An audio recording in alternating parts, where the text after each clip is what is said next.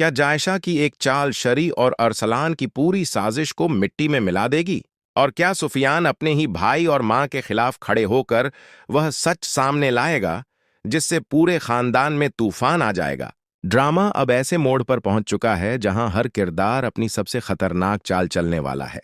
शेरी और अरसलान को आखिरकार यह पता चल जाता है कि जायशा जानबूझकर ऐसा खेल खेल रही है ताकि हामिद की नजरों में अरसलान को गिरा सके। लेकिन इस बार अरसलान भी फैसला कर लेता है कि वह अब उसी की चाल उसी पर चलेगा। वह हामिद के सामने प्यार का दिखावा करने के लिए जायशा के लिए गजरे लेकर आता है और ऐसा जाहिर करता है जैसे वह सब कुछ भूल चुका हो। यह देखकर शरी भी हैरान रह जाती है और ताना मारते हुए पूछती है, क्या तुमने भी घुटने टेक दिए हैं या इस बार गजरे के बाद डायमंड देने का इरादा है? लेकिन अरसलान अपनी मां को भरोसा दिलाता है कि वह जायशा की हकीकत समझ चुका है और अब उसी के खेल का जवाब उसी के अंदाज में देगा।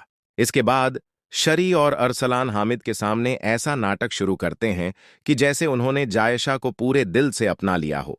अरसलान भी अपने बाप के सामने यही दिखाता है कि वह जायशा से बेइंतहा मोहब्बत करता है और उसके बिना रह नहीं सकता, जबकि हकीकत में दोनों मिलकर हामिद की नजरों में जायशा को गलत साबित करके उसे इस घर से निकालने की तैयारी कर रहे होते हैं।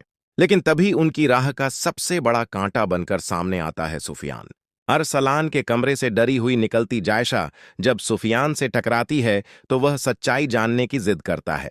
हालांकि जायशा साफ कह देती है कि यह उसके और उसके शौहर का मामला है, लेकिन उसकी खामोशी ही सुफियान को उसके साथ खड़ा होने पर मजबूर कर देती है।